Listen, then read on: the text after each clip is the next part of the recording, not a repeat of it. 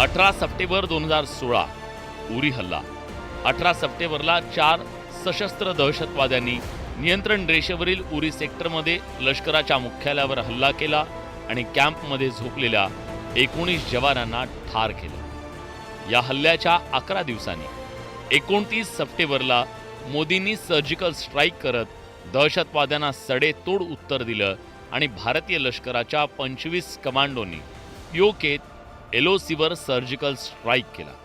दहशतवाद्यांचे 6 launch pad आणि सुमारे 40 दहशतवाद्यांचा खात्मा केला। त्यानंतर 2019 मध्ये 14 फेब्रुवारीला जम्मू काश्मीर राष्ट्रीय महामार्गावर सीआरपीएफ जवानांच्या ताफ्यावर आत्मघाती हल्ला करण्यात आला। या 40 जवान शहीद झाले। या हल्ल्याच्या 12 दिवसानंतर मोदींनी पुन्हा एकदा पाकिस्तानवर सर्जिकल स्ट्राईक केला।